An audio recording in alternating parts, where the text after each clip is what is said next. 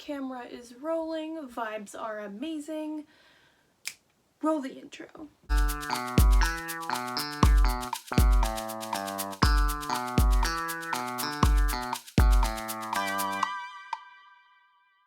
Hey guys, welcome to this special Halloween themed video. I'm Ava and this is WWM Productions. If you're new here, welcome. I hope you enjoy your stay. If you do, make sure to click that like button and subscribe. If you're returning, thank you so much. We love having you. Now, for those of you who don't know me, hi, I'm Ava. For those of you who do, you know I love Halloween. It is an amazing holiday and it's special and perfect in every way, and it comes along with some great seasonal staples. One of my spooky season traditions, and a tradition I am certain that at least half of the world partakes in as well, is going back and watching the Halloween classics. And for me, one of those movies is Halloweentown. Consequently, I spent my whole weekend rewatching the entire Halloweentown tetralogy, and I have ranked them for your viewing pleasure. Please note that this is just my opinion, and I by no means mean any hate to any of these movies or anyone in the cast or crew. But if you are looking for a guide to prioritizing movies for your Halloween movie watching list, I hope you find this video useful. And without further ado, let's get right into the ranking.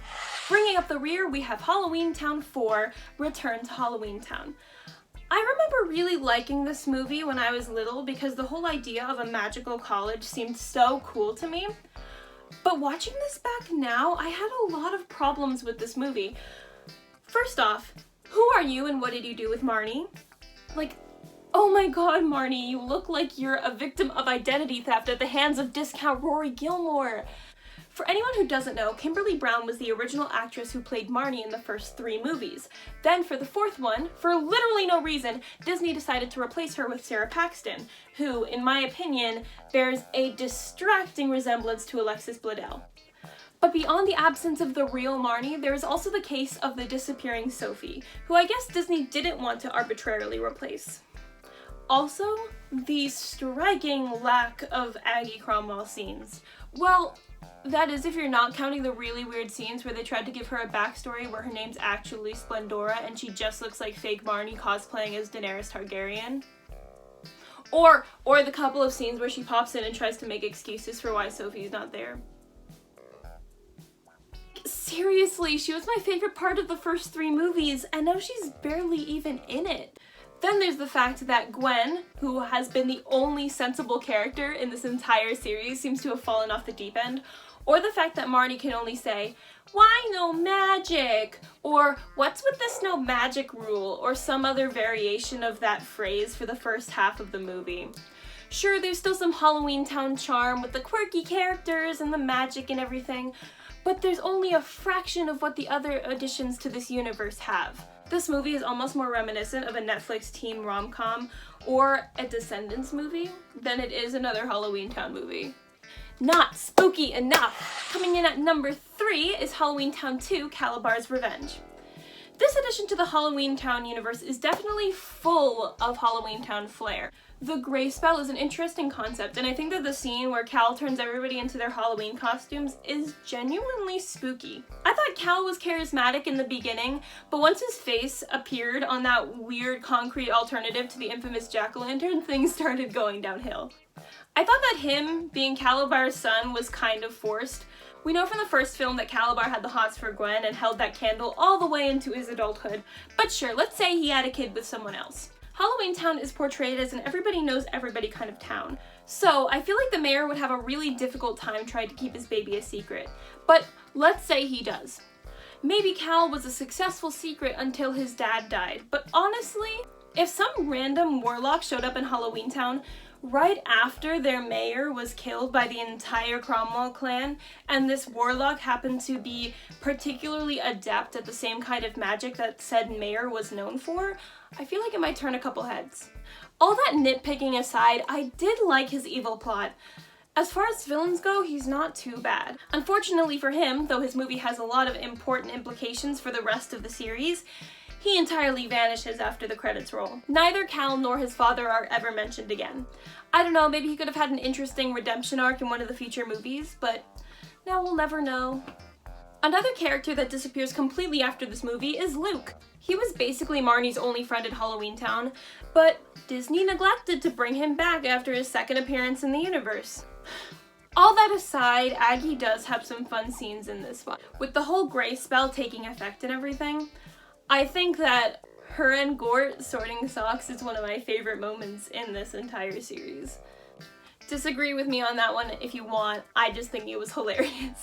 Next, our runner-up, Halloweentown 3, Halloweentown High. Halloweentown High is pretty great, mainly because of its message. It's all about acceptance of people's differences and breaking tradition to move with the changing times and being true to yourself. Then, on top of all that, they managed to bring the Halloweentown vibes into the mortal world. Not to mention the fact that the plot twist is genuinely surprising and the ending is actually satisfying.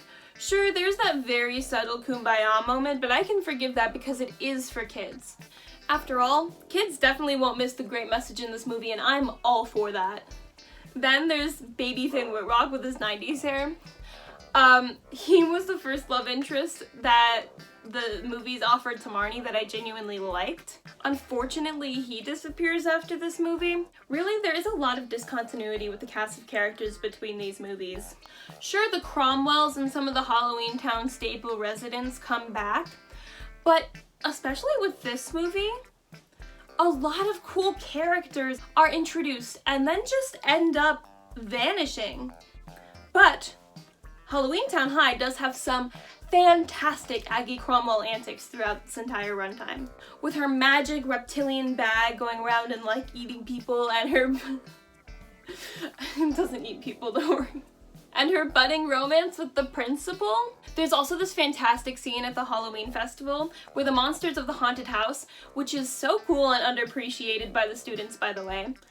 There's also this fantastic scene at the Halloween festival where the creatures in the haunted house, which is so cool and underappreciated by the students, by the way, they come to life and run rampant around the Halloween festival. Also, Dylan and Natalie's romance turned friendship is so wholesome and I love it. Finally, taking first place is Halloweentown. I don't think it's a surprise at all that this one is taking the cake. I don't care if it isn't the most technically impressive because this one captures the Halloween spirit the best out of all 4 movies. This movie is a staple, a classic, and that's why it's #1, because so many people have grown up with this movie and they love it and everything, and it's amazing. There's this chemistry between the Cromwell kids and the dynamics of Aggie and Gwen. There's the fun cast of residents of Halloweentown itself. There's the bad thing, also known as Calabar, that genuinely scared me as a child. And on top of all that, the spooky season vibes are immaculate. If you haven't seen Halloweentown before, then you've been doing Halloween wrong your entire life. You need to watch Halloweentown this year, no exceptions. Let me know what you guys think in the comment section below. Do you agree with my ranking? Do you disagree? Drop a like and comment, and make sure to check out the WWM Productions podcast, We Watch Movies. We post a new episode every week. Thanks for watching, you guys, and I hope to see you all next time. Bye!